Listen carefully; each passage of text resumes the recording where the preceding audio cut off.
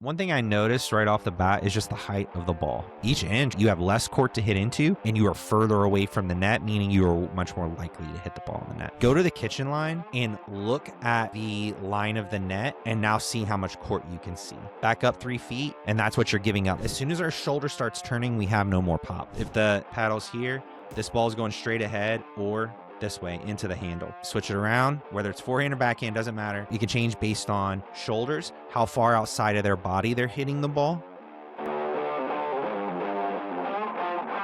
Hey guys, welcome to our weekly Q&A where we provide live coaching based on your specific pickleball questions. You can drop your questions in the chat as always, and you can also join us live as a guest or even bring your own match film for a frame-by-frame breakdown. If you are watching the replay and want to jump to a specific lesson, just check the timestamps in the YouTube description to find the topics that matter most to your game. And to get coached up yourself, you don't have to just watch from the sidelines. Join the free membership at the Pickleball Lab to RSVP for our next session. We go live every single week to help you solve your errors and win more games. I hope to see you there. And with that, let's go ahead and jump in. All right, Jess, so we got you here. Let's go ahead and look at the film, and let's help you progress a little bit today. Have you been drilling at all? Yeah, we've been following the first 4 shots that you talked about. Fantastic. So lots of serves, lots of returns, lots of third shots, lots of fourth shots. Great. How you feel like it's going? Great. Becoming very consistent. I love it. You're starting to notice it in your game? Yeah, I mean, and like you said, when you go out to rec, just that's what you're implementing, right? I Love mean, it. yeah, I've hit some serves and they're deep, but they're deep, they're not short. Let's go. So, yeah. I love that. I love that mentality. I wish more people had it. And we're trying to revolutionize how people play pickleball with that mentality of, in rec games, you're not there to win. You're there to get better so that you can ultimately win, right? Tournament play and all that good stuff. All right. Any specific questions before we get started? No, I don't think so. Again, right. this is the film with the bangers, so any feedback we could take would be great. Yep. Sounds like a plan. All right. Let's do it.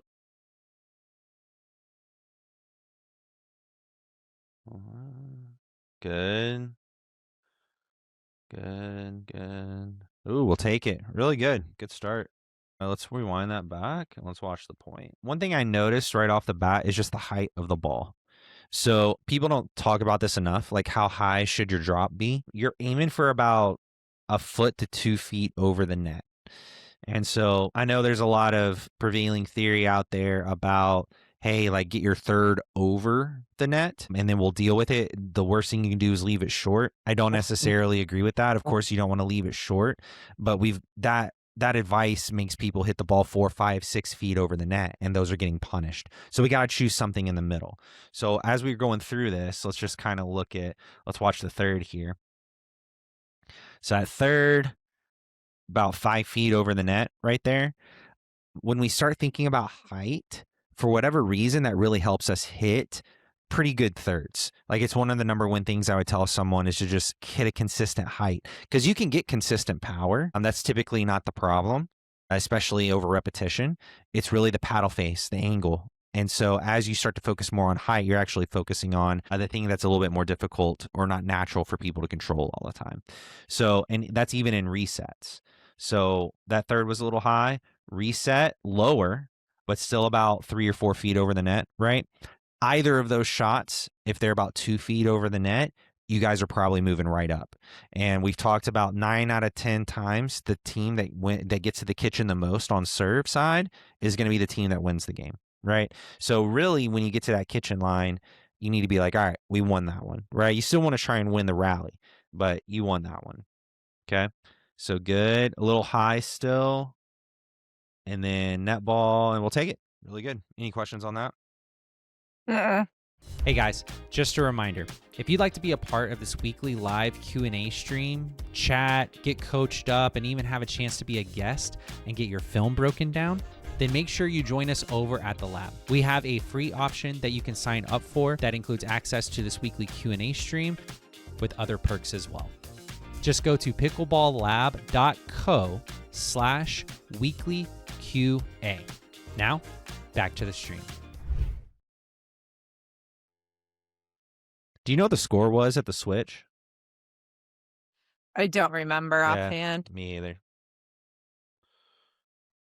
I think it was fairly close, and then in the second half, they just took off on us. Okay. So that's a really good third right here. So it's a great topspin drop. Let's see your topspin mechanic here. Interesting. Okay. So I don't know that we want to change this necessarily right now. I want you to keep it with your drill plan, but notice how your paddle face on the forehand. So the side that contacts the ball, that's your Mhm. forehand paddle face. It comes up and then ends up pointing at your face, right? So what we really want is for that paddle face to never face us, and it comes all the way around and faces the other side. So, because if we come up like this, we're really not brushing the ball. Okay. Although you did get a good amount of topspin. So that was actually really interesting there. But you'll be way more consistent that way. On that drop, though, you won't ever come to this side for the most part. You'll just finish on this side. So I guess actually, yeah. You would just finish on that side. But it's a great topspin drop here. And then that was just unlucky. Just unlucky. Let's go back. So we want to be set as the ball is being struck. I think Ellen's thinking that she's about to get a pop up here. So she's set right here, which is the ball's about halfway to her at that point, right? So we want to be set in time, and she could have easily picked that up. But I don't mind the aggression because she's thinking, I think that she can get something in the middle there.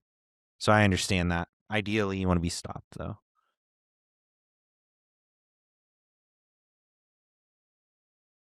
Yeah.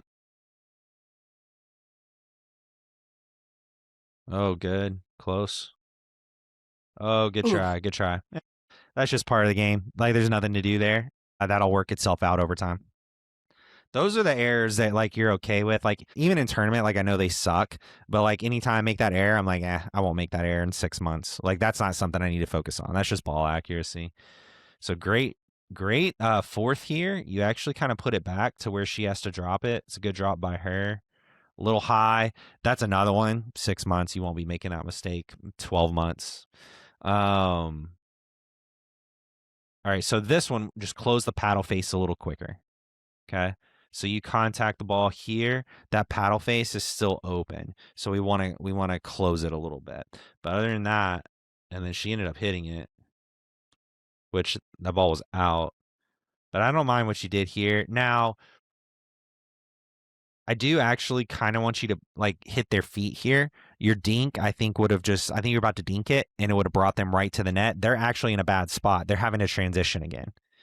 So Okay. anytime you can put someone back in transition, like they back up voluntarily, hit the feet, hit the feet, hit the feet. The feet is Yeah. always the target. People talk about get the ball over the net or hit the chicken wing or whatever. Hitting the chicken wing is if you can't get to the feet. If you can get to the feet, that's always the target. Always the target.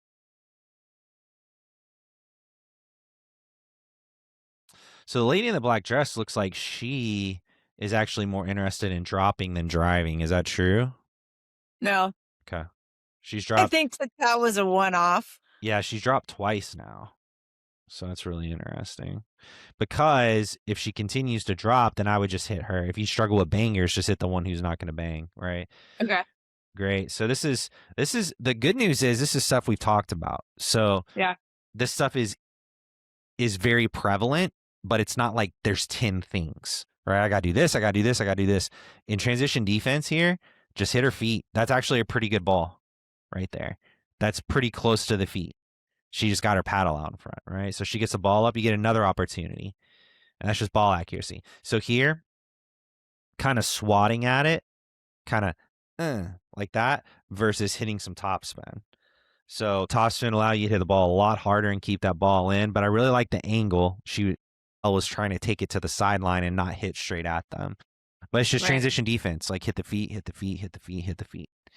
Really good there.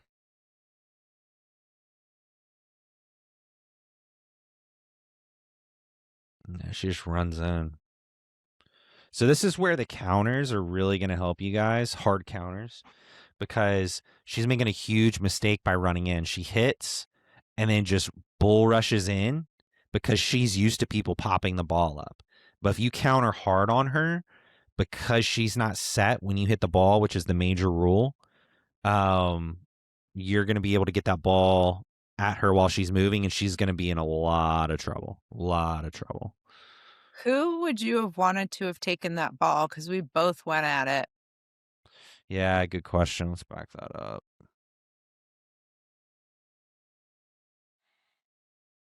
Mm. You, because you're on the left side there. L doesn't have any pop on this ball because it's so far outside. When we get the paddle, we get our hand about right here to our shoulder. We've got pop here, here, here, here, here until about right here. And then we have to kind of turn. As soon as our shoulder starts turning, we have no more pop for the most part. Okay. And Okay. you're going to get way less accurate. And you're the X here anyway. Like the ball's coming from your opposite player. So you should be taking that and you get it to your forehand. Now, I'm noticing here, you look like you've got, let's see. You look like you turn your paddle quite a bit here. Do you know what grip you're in here? So, like, I don't know if you can see it, but you turn it right there, like Huh. in a hammer. I'm not sure. You went backhand. Excuse me. You went backhand. You were prepped already for backhand, and then instead of flipping to forehand because you were so far backhand, you kind of just swung over, right? So here, I think you need to be ready for a forehand. The ideal is just point your paddle. Whoops. Point your paddle right at the ball. Okay, wherever the ball is. Where's my camera? Here we go. Point the paddle right at the ball. Then that way you're shading a little forehand here because of how you're placed and how she's placed. But you can get to your backhand if you need to. But that ball's likely to go to her forehand, or Okay. it's likely to go to your forehand before it goes to your backhand. I think I thought it was coming more at me, Right. but it wasn't clearly. Yeah. Yeah. So it's a pretty high level thing. But when someone's hitting their forehand here, it's either going to go straight or to the left. That's just kind of how, and it's true with backhand too. It's just kind of how the wrist works. And so it's going to go straight ahead or to her left or your right. So it's going to go straight ahead or right. If it's backhand, it's going to go straight ahead and I guess it's not forehand, backhand. I've had a hard time figuring out how to explain this to people because for a lefty, that would be their backhand, her forehand. But the way this paddle's positioned here, that ball is either going straight ahead or to your right. If the paddle's flip-flopped on her backhand, it's going straight ahead or to the left. There's a small chance that she mishits it here, and the ball goes to your left. Or goes to her left. Or sorry, your left. But it's pretty rare. Or relatively rare. More rare. Yeah, just a tough ball there. But understanding paddle position and where the ball can go and can't go based off that paddle position is super helpful, especially in transition, because then you can start guessing where people are going to hit. They're not guessing. You can start with a relatively high degree of accuracy, figuring out where people are hitting the ball. And it can get you in position a lot better. But that's a very high level concept, 5.0, 5.5 level thing. So here, for example, let me see if I can't tell. It's this rule of where the ball is going to go only counts. She looks like she's going to hit a drop. Only counts if she's hitting the ball hard. So I'm actually not going to look at the screen so I don't see what happens. You tell me if she hits the ball hard. Is she hitting the ball hard or soft? Hard. Okay, great. Let's back up. I can't see it. Okay. So based on the way she is, she's got her hips open a little bit. Notice her shoulders are not pointed straight at the net, right? So she's open a little bit, so that changes our trajectory. Her paddle's down. That's on her outside. I'm going to guess this one does come to you. It's coming to you, and it's either going to come to your backhand or your forehand. I'm going to go with backhand here. So let's see if it happens. It would have came to your backhand. So the way I know that is the way her paddle's placed. It can only go straight ahead or left. Now it can go a little bit more left because her shoulders are open. It's not really her shoulders, but it's really her hips. But you can tell because she kept her hips and her shoulders together, and then the paddle is down a little bit, so that makes the ball get even further outside of that zone, and then it's on the outside of her body. That's a lot of info, I know that, but it should just encourage you that as you get better and better, you're going to be able to tell where these balls are going to go. Well, I think I realized that I spent a lot of my time watching the ball. I hadn't been watching the face of the paddle as much from when people are at the baseline. More so when dinking, right, to Yeah. kinda see, like, what kinda spin they're putting on it and stuff like that, but not so much in terms of angle of expectation of where the ball's gonna go, especially with a drive. Yeah, so these rules only work if you're hitting the ball fast. A ball can go anywhere on the court if it's hit slow. So that's the first thing to know. Second thing to know, the biggest one is paddle position. Okay, so I'm gonna try and on my screen do this correctly. If the handle's here, right? Paddle's here. This ball is going straight ahead or this way into the handle. Okay, we switch it around.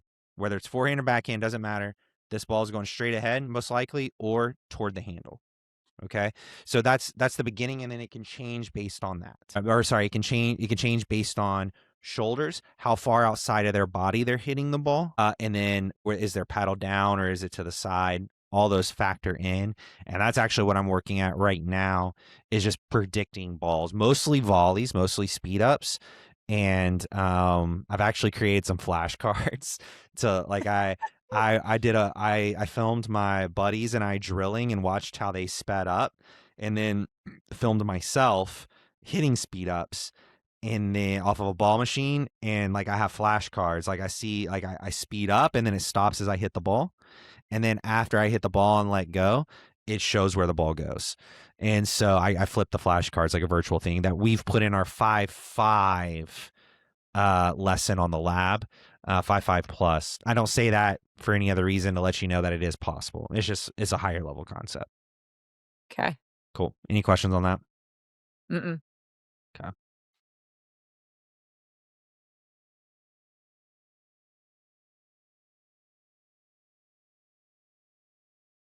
That was a good drop by her. Oh yeah, way to go get that lob. Good. Good. Yeah, they're just hitting it back and forth. Another lob. Goodbye. Nice job. Okay. A couple of things here. Good get on that ball. Okay. Good. So on this lob, when you we just need to get used to watching people's paddles and their body positioning. Notice how she goes Mhm. low, and then is about the way that she swings, she's obviously going to swing up. So right there, start heading back immediately. Okay, so just reading the lob. Then you actually do a great job getting back and hitting this ball. Don't stay back here. You need to be, as you're about to hit, you need to be jumping in a way that you can recover there and go forward. And then L needs to be covering you if she can. Now, if you hit that ball in front of you, she can cover you. If you hit that ball to this lady in the white hat down the line, L's going to have to cover her line, and she can cover you. Okay. So the combo is you hit this 1-2, push forward, get to the kitchen, because look how far back she is. You have a lot of time to move up. Get back. L covers you a little bit till you can get up, and then luckily she doesn't hit it to you. She hits it to L.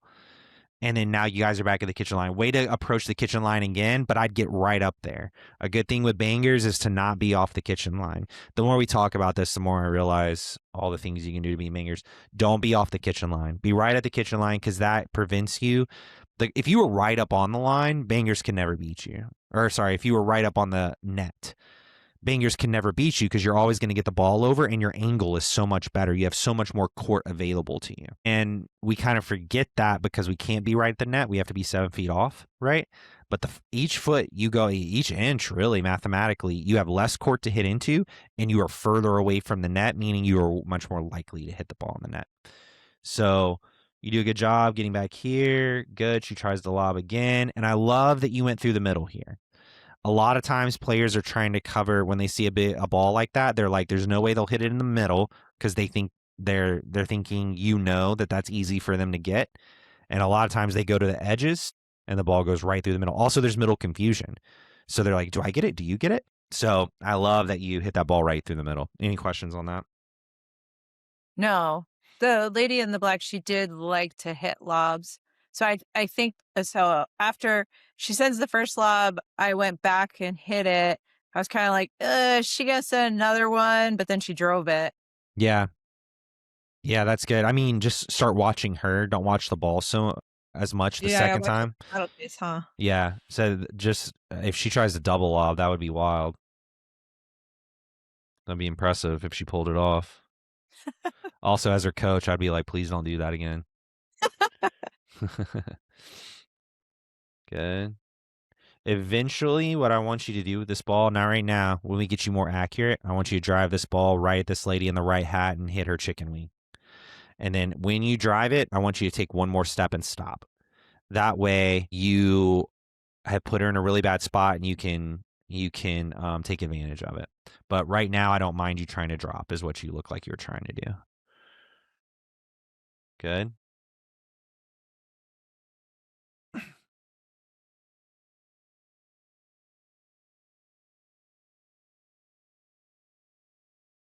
Yeah, Oof. that's all right. That's all right. She just hit a good combo there. Just a good speed up and got a pop up. That's why she drives and crashes, is because she's used to that. Now, so here's the height thing. If you're thinking, let me just get this ball 2 feet over the net, that ball's hit at a pace where you're probably okay. You probably had to hit it a little softer. Were you trying to drive or drop here? Drop. Yeah, that's what I thought. Okay, just confirming. Okay. So again, 2 feet over the net. Good get here. That one's 2 feet over the net. Get it a little softer. Good, good, good, good. Now that they're back, we want to keep them back if we can. She hits a good cross court dink to kind of reset that. Now she's way off balance. Let's hit her. Good. And then she just sends it. Now, this is the power of the chicken wing because she caught you in the chicken wing a little bit. Not too bad, but enough. Dang, that's just a good shot. Sometimes it's just a good shot and you're like, good job. Because even if you got a good ball on that or a good paddle on that, I don't know. You can't attack her. You probably just have to reset that ball. You could attack her, but it might be giving her an advantage. I would have attacked. I would have countered hard. Just another hard counter and just see what happens. Okay. Yeah, she was good at taking shots and just driving the hell out of them. Yeah, she seems very aggressive. It was a good drive by Elle here. So, boom. Okay, good.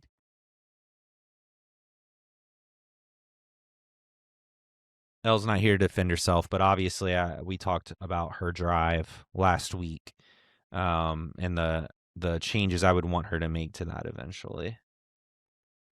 Lob. Okay. So on the opposite side, as soon as you lob somebody, I'm not necessarily a big believer in them, but I don't hate them. She's all the way back. Do the opposite of what I told you. I told you to run right back up to the kitchen, right? On defense so that they can't take advantage of you. You need to hit her immediately because she's so far back, right? She got a good ball there. But if you could get a ball back, that's what I would do. And I honestly, she's far enough back that I'd probably go to the kitchen. If you lob them and they get to the midcourt or further back, just immediately run to the kitchen. You're going to be better off than taking a ball at the feet here. Because if you had been at the kitchen, you're hitting that ball there, and you probably have enough time to react to it. But if you hit a lob to where they stay right at the kitchen line or move halfway in between halfway back and right at the kitchen line, you're going to get pounded if you stay there. Does that make sense? Yeah. Good return, baseline, good. Here comes another one. Nice. All right. So, good return. That was pretty good. Yeah, that's about all you could do with that ball. It was below the net. That's good. Way to get ready for it. Um, it's a tough ball. I would encourage you here to put your left foot on the sideline. Oh yeah, perfect. Because the middle's too open here. So anytime, let's actually work this out. For you as a right side player, anytime the ball's over here, let's say we're dinking, okay? Anytime the ball's here, your left foot is basically on that center line, okay? Anytime the ball is here, your right foot, I'm going to have to draw the sideline because this lady's here. Okay. I want your right foot about 1 to 2 feet off the sideline. Okay. Anytime they have the ball right here with this lady's forehand.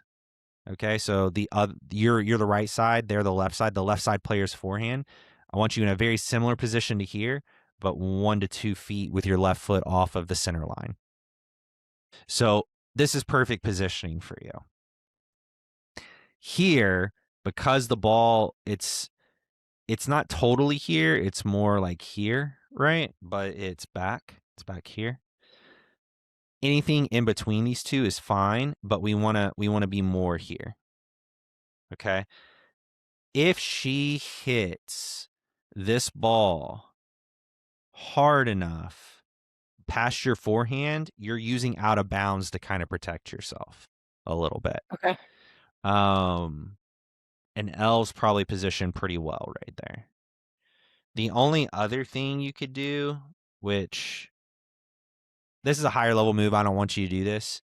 You could take a step back here, and that way you can wrap around L so that she doesn't feel like you're in her forehand, right?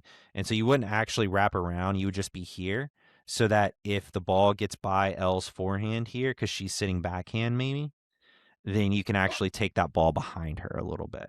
And I'm also experimenting with that. I don't know if that's a good idea really, but that's just something for you to be thinking about, not something for you to try. Does that make sense? Okay. Cool. Any questions on that? Mm-mm. All right, let's keep going. Oops, too far. That's actually a good ball. Really good ball there. But that positioning, if you have that positioning, you don't have to kind of reset that ball, right? You can actually counter pretty hard with that.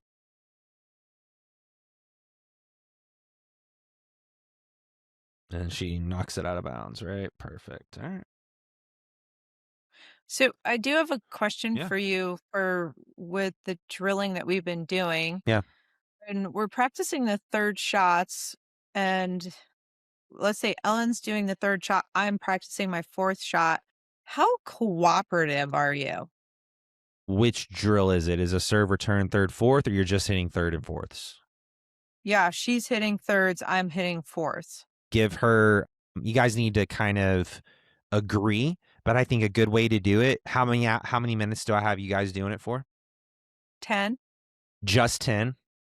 Well, 10, she hits it from one side, then we switch, and then I do 10, and then we switch sides.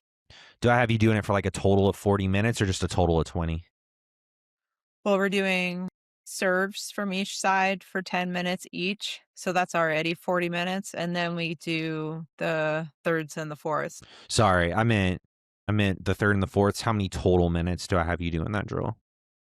Um, it depends. Sometimes it gets pared down, so it's 10 minutes each of both sides. Okay. So I'd probably do the first 5 minutes of you hitting fourths as cooperative, letting her kind of get used to hitting thirds and like what it takes to hit a good third. As you get higher in level, I wouldn't do cooperative at all. I would give one Okay. cooperative ball, let them hit, and then after that, I would play it out. But Okay. since you guys need to like really start to feel what it feels like to hit a good third, you're gonna feed her a cooperative for 5 minutes, and she's gonna hit her third, feed a cooperative third, feed a cooperative third. Um, that's a third shot drop. And then the next 5 minutes, you need to be all right. Now we're not doing cooperative. I'm gonna give you a cooperative return, a cooperative feed. But then after you hit your third, we're playing this one out. Okay. And if she hits a good third that lands in the kitchen or makes you be defensive, you're basically giving her cooperative back because you're having to kind of hit a non-aggressive ball, right? Because she hits such a good third. That's the whole point of hitting a good third is they can't be aggressive with you. So you end up feeding it back to her anyway. But if she hits a bad third, you start pounding it. If it's a drive, if you guys are doing third shot drives, I think what I would do is feed She drives, I counter hard. She tries to hit a fifth shot drop. So she's practicing her third shot drive, fifth shot drop, and I get to practice a counter, right? So I feed, she third shot drives, I counter hard. She tries the fifth shot drop, and then we restart. Okay. Does that make sense? Hmm. Great. Good question. The other thing that I caught myself doing was how you were talking about with the return of serve that I needed to hit and move. Uh-huh. What was happening was that in doing the drilling of the returns, I caught myself standing there and then I was like, wait a minute, this is going to get me in trouble when we start implementing this into the bigger picture. And Sure. so then I started doing the return where it was like the return and I start to already run in, even though it's a serve and return drill. No, I think that's fine. I think that's fine. You can do it multiple ways. So when you hit your return, if you want to focus on the mechanic that it takes to get the return deep, then you can just sit there and hit returns and that's it. For me right now, it's not a level thing. It's just a comfort thing. For me right now, I just am concerned about the mechanic and then I'm going to add the movement in later. It's not like Mhm. in games, I don't hit and run after the return. I absolutely do, but there's a little bit of a pause for me because I really am trying. I will eventually figure out off of feel if I hit a good return or not, and I don't need to watch it. Right now, I want to watch it a little bit and get some feedback on, okay, that ball felt this way and it was short. That ball felt this way and it was long. And so it's up to you and kind of where you're at. If you're really bad at getting to the line, you probably, and I'm not. So and I don't know that you're bad at it either. I'm just talking in general, like to anyone listening. If you're bad at getting to the line on returns, you actually need to focus less on hitting your return and more on getting the line. Once you're able to get to the line, then you need to focus more on your quality of return. So, and then if you're like, oh, I'm going to get myself out of actually like returning and running, then I would probably do that as well. So I think that's fine. I think modifying that's fine. Okay. Cool. Do you notice a theme right now? In terms of what they're doing, In terms of a couple of the things that they've done where they hit a ball and then you hit a ball. I mean, it seems like they're pounding the middle, right? They're Driving the middle. they're going middle. So until that changes, I'd plant my left foot on that center line as long as they're not trying to go down your sideline, right? Like if the ball's here and they do Okay. this, you can't be in the center, right? If the ball's here, you can't be in the middle. But if the ball is here, here, here, here, I would sit right on that middle. That takes a while in tournaments to figure out patterns and stuff, but they are going for your backhand in the middle. So and they're catching you more out here, right, versus in here. So I would start to inch over. But we said based on your positioning, your left foot needs to be where here, based on where the ball is. Where does your left foot need to be? I need to be over at the tee. At the tee. You need to be on the center line. Yeah. Yeah. And so Okay. if you're on the center line, this ball, instead of you having to reach and get outside of you, that ball is probably right in here, and you've got power there. Okay. Eventually, we're going to get you a two-hander, and Oh, you'll I've been just working on it. great. So you'll be able to swat that thing. So if you have a two-hander, I'm sitting on my two right here, right on the center line, sitting on my two, and when that ball comes through, let's see. It's hard to do this in real time, but this lady in the white hat is still moving and I'm and she's closest. So who you want to hit, which side of the court is based on what kind of ball you were given. If you were given a really good ball on transition defense, you need to hit the person in the back. If you're given and by a good ball, I mean they hit a good ball, you're Mhm. having to be defensive, hit the person in the back. If they've given you a pop-up, which is your ball, you get to be aggressive, hit the person closest to you because they have less time to react, right? So I would have pounded the ball at this lady in the white here. But yeah, so they're going to your backhand. Just make that subtle position move. I think you'll be good. Good. Give yourself time to get up there. Now, don't stop here. Get right on that white line. I know you're closer to the net and therefore closer to the ball, but you get about an extra 3 feet of probably the best thing to do the next time that you're at the court is go to the kitchen line and look at the line of the net and then notice from your vantage point how much of the court you can see, not below the net, but above the net. Then back up 3 feet and now see how much court you can see. That's how much you're giving away. So like if you're at the kitchen line and you're at the kitchen line, you look at the net and you can see the opponent's kitchen line and back up 3 feet, and that's probably cut in half, close to it, to where now you can only see like the middle of the court, or maybe it'd be the first third. Either way, it's a significant portion, and that's what you're giving up by being 3 feet away, is that angle. Not to mention being closer to the net to hit the ball into, or you're further away is more likely you'll hit the ball in the net. There's a lot of factors there. Any questions on that? Uh-uh. Yeah. The only reason I want you to back off the line is like a dead dink, and they are 100% gonna speed that ball up. Then get where you're at right there and get ready, because you need a little extra time to recover. Now, in the women's game, you watch the pro women's game, they're way off the line. And I think you do need to move there at some point. But if you notice, it's because they can volley extremely well. Until you can volley extremely well, I don't even think I could do it at this point. I don't think I could hang. I definitely couldn't hang with a female pro. But like even like a 5'5", 6'0" pro in volleying 2 feet off the line, it's less volleys. Or sorry, yeah, it's just like whack, whack, whack, whack. You're just whacking the ball at each other, and they're very consistent at it. And until you can do that, I would say you're better off playing right on the line. Great shot.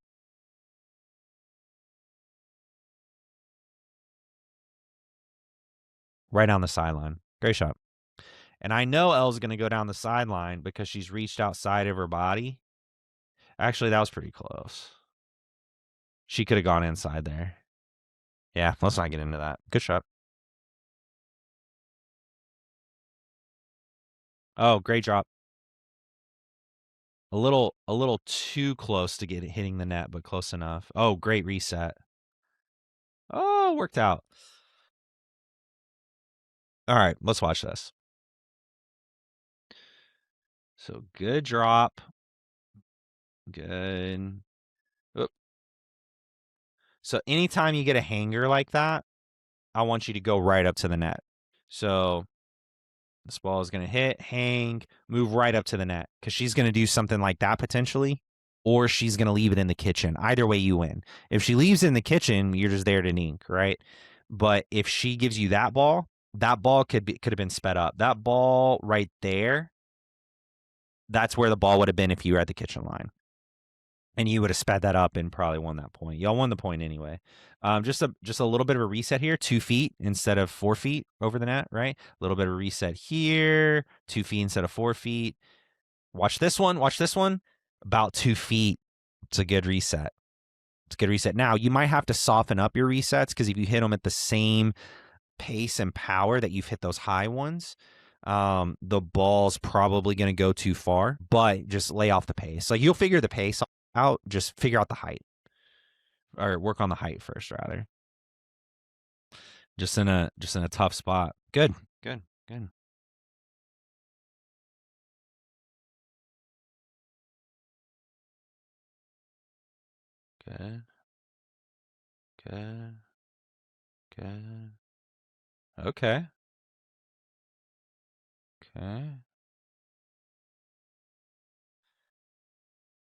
Good.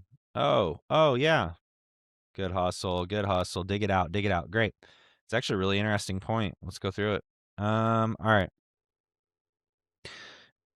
So if they're at the kitchen line and you're in the middle of the transition zone, you need a really good high ball to start volleying with them. And at some point, if your guys are volleying back and forth over and over, you probably need to be like, all right, I probably need to reset one of these if they get low enough, because I'm at a disadvantage. I'm further away from the net, less likely to get the ball over, right? So here, that's really good drop. I like that. We're going to reset this 2 feet over the net, a little too high. So now they're going to start up a little bit. That's actually not that bad. At contact, it was barely over the net. Let's reset that one. All right, so we speed this one up. You got to reset that. That ball's a little too low.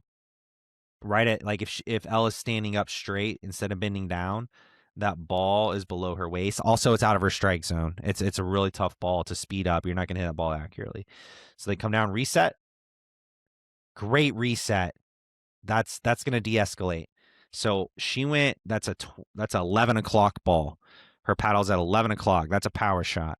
Then you get her to not go to 10 or 9. You get her at 8. That's an 8 o'clock ball. Her paddle's at 8. That's good. So now we take this ball. Notice the difference in the power. 11, 8. Like there's just not much she can do with that ball. She was smart to leave it there. Here, I want you to take this ball as a gift, and I want you, that ball's too low to drive. And I want you to drop that in the kitchen and take the kitchen and be like 9 times out of 10, the team that wins is going to be the team that gets to the kitchen the most and take that one. Okay. So now we're volleying. I want Elle to reset that one. She drove that one. This one, I don't actually mind you speeding up because she left that high. That ball's high. And so you volley it back. That's not bad. Needed a little bit lower ball on the volley, more accurate. This one, I also think Elle's going to have to.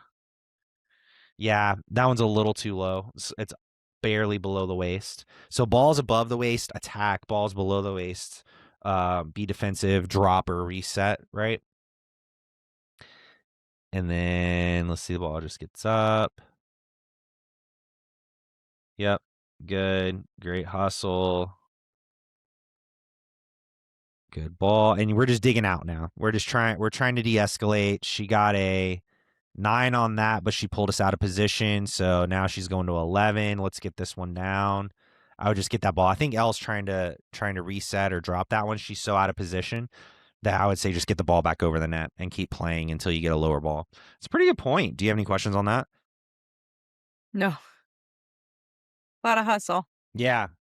I mean, there's a lot of volleyball players, former volleyball players, that are really good pickleball players because they're just digging balls out. And like at some point, that's what you have to do. You just have to dig, dig, dig, dig, dig. And then eventually you're going to get a ball that they hit at like, 10 o'clock. That's a little softer. All right. Now I'm going to get ball back that they hit at 9, they hit at 8. So as you're digging, you're eventually going to get one of those balls. And then that's the ball that you can kind of handle and use and take advantage of to get up to the net.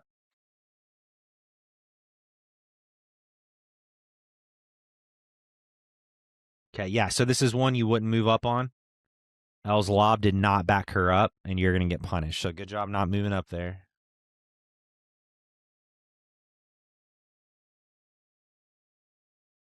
Called a ball. Good. Good. This is one that you would like a reset on, so we're good here.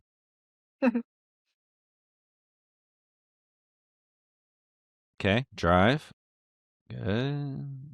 Okay, so I want you to be thinking, I don't mind a third shot drive and a fifth shot drive. You're not going to hear a lot of people say that, but you don't follow rules blindly, okay? If you get a high ball, you drive it. So let's see if this ball is high. It's high enough, okay? So good shot.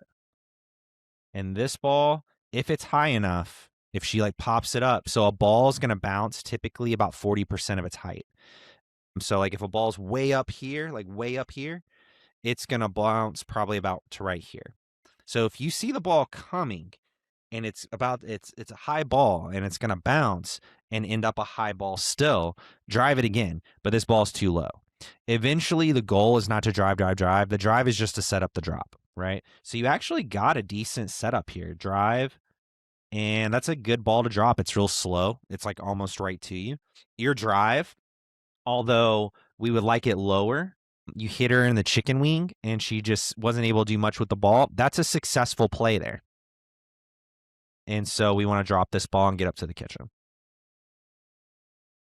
Now again, if she leaves this ball even like this much higher, you're driving that ball again for sure. Mhm.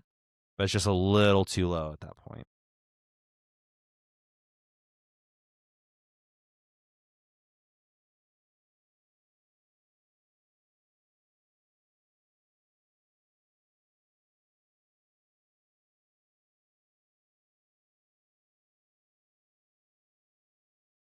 I don't mind you backing up necessarily. This ball's high. It's going to come at you fast.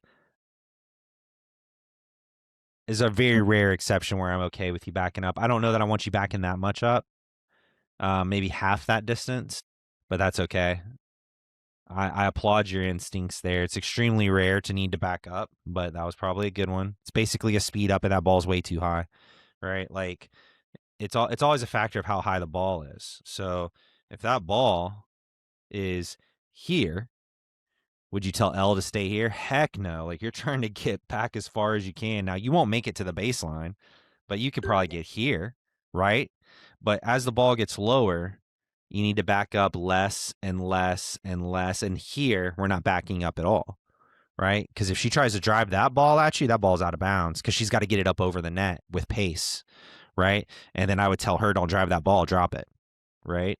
But you're right to back up. If anything, maybe here, but I don't mind how far back you got. So the tricky thing about this venue was that because the walls were a light color, that Yeah. on the paddle face, you could track it, but as soon as it was off the paddle face and you didn't have that dark background, you had that light color Yep. background, I was losing the ball. So Oh, yeah. a part of the reason why with, the hammer lady on the other side, when she would start to accelerate the ball at us, I would step back so I had a bit more tracking time Yeah. because I was losing it on that wall. Yeah, that's correct. That's a good idea.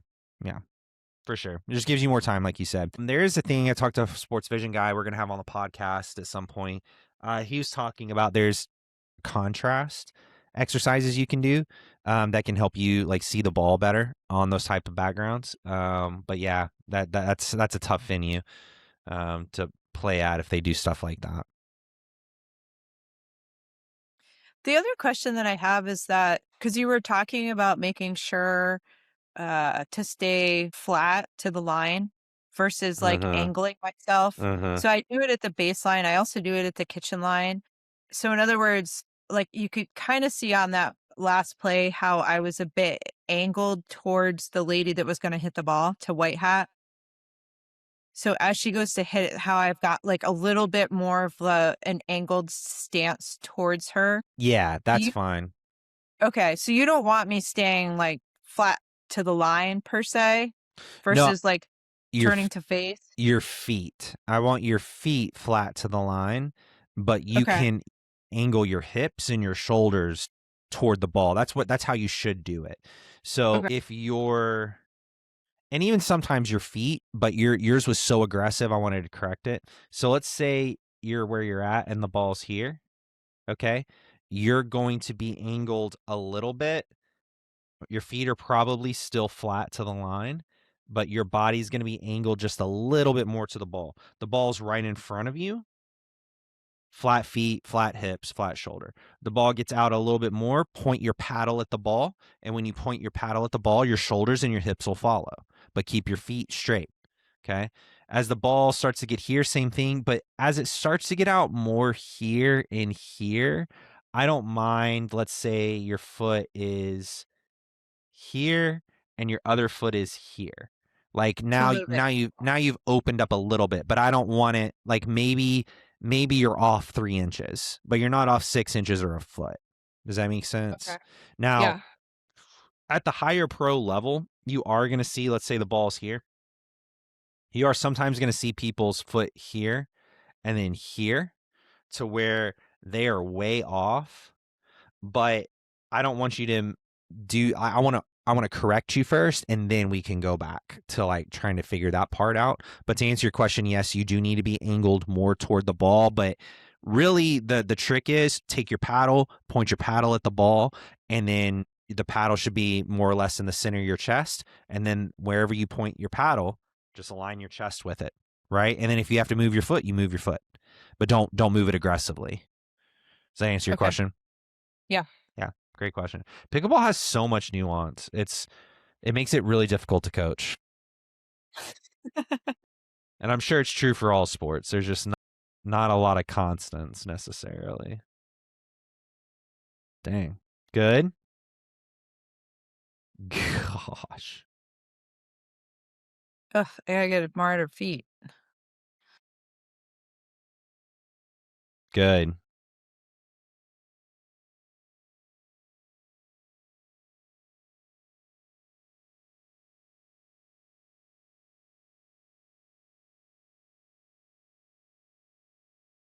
Good. Good. Good. Good. Good. Good. Good. All right. Let's go back. There's a million drives. All right, good. So this one, tell me what I would like to see better about this ball. Deeper at the feet. Deeper. The feet line, yeah, deeper at the feet, right? The feet line. It was actually in the middle in space, so that part was good. Okay, so we're 0 for 1 on that one. Let's do this one. Are we at the feet line there? No. 0 for No. 2. Here, really short. 0 for 3. Closer, but no. 0 for 4. Closer, but no. 0 for 5. And with bangers, it's better to hit past their feet line because when you hit in front of them, the ball bounces right up to them, right? Mm-hmm. So she got tired of driving at you because it wasn't working. So she lobbed you. Now she hits another one. This one, good. All right, so 0 for 6. That one was really short, right? And then she just decides to drop it. So any of those 6, you hit the feet line, any of them. I'm not saying you have to hit it the first one right off the bat. You want to try. But even if you miss any of those 6, this point looks drastically different.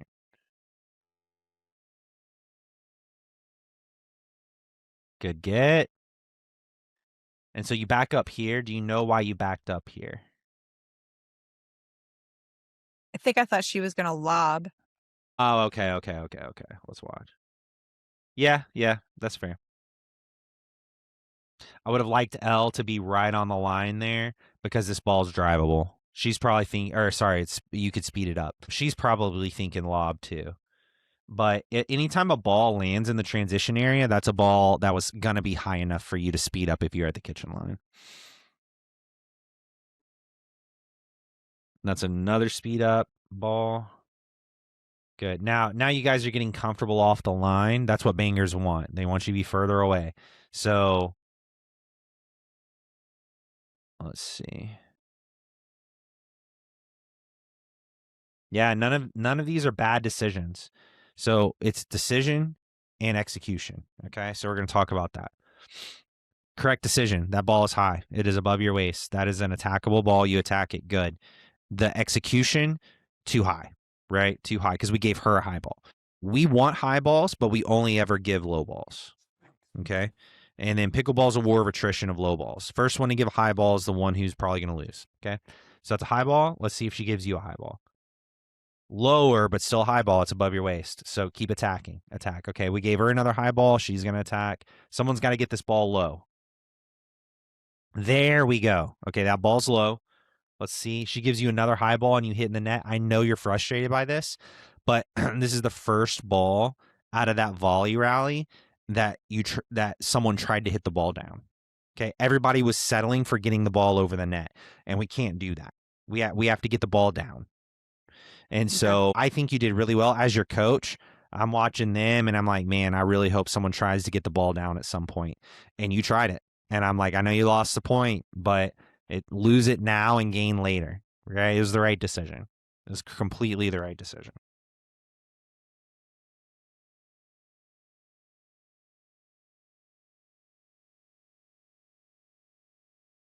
Good. All right, so notice where L is on the tee. Like Yeah. she was pretty close anyway. Now she's on it. That's good. All right. Good shot. Oh, where'd this ball go? All the balls in front, and this ball right at the feet. Point over. Great shot. Mm-hmm. Great shot.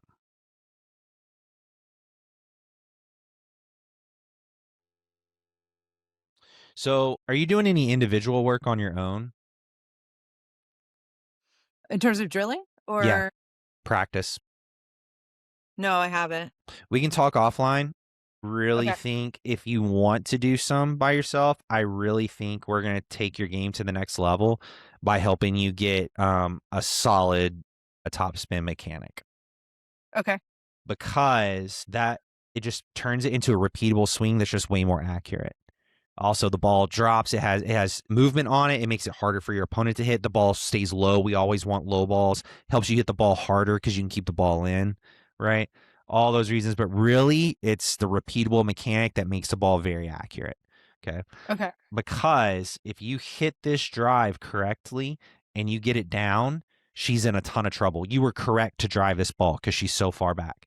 The only difference between you're in a bad spot here because the ball's high. I don't know how this rally is going to end. I can't even remember if we watched it yet, but you're in a bad spot here.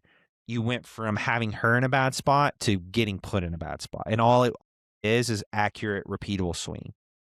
Okay. And I've got our Topspin course in the lab that we can talk about later, and we'll see. I think it's for everybody, but you and I will talk about it a little bit more. Because I think honestly that's the number one thing in pickleball. Like people are like, why are tennis players so good? Oh, like they know racket sports. No, they just have a more accurate, consistent swing because they've been swinging like that for Right. 20 plus years. That's all it is. It's like if you jumped on a basketball court with someone and you're like, dang, like why can they shoot the ball well? Well, they've been shooting it for 20 years. Well, there you go. It's a little Makes sense. it's a little different, but you get the idea. Okay, unlucky. Unlucky.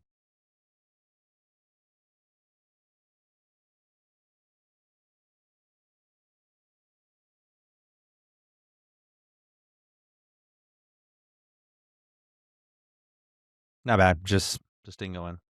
Sorry.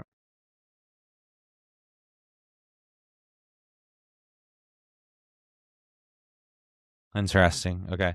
So I don't think Elle was trying to do that on purpose, but it did bring him right to the net. So deep returns, right? Deep returns. Good. Right on the tee though. And that's a great thing with topspin is if you know how to hit a forehand topspin, very much easier to hit two-handed backhand. And so that's what we want right there. We just want to get a good two-handed backhand, and Elle ends up chopping down on it instead of coming over top of it. She goes from top to bottom. We need to come from bottom to top like that and hit and just punish that ball. But ideally with a two-hander if you can, but you can do it with a one hand too. So, all right, I think that's it. Any questions? Nope, that was great. Thank you. Awesome. All right, guys. Thanks for jumping on the Q&A. Jess, thanks for being here. As always, guys, if you join us, we do this once a week. You can come in, ask your own questions, submit your own film, be a guest like Jess here. And we would love to see you. And with that, hopefully we'll see you next week. Take care.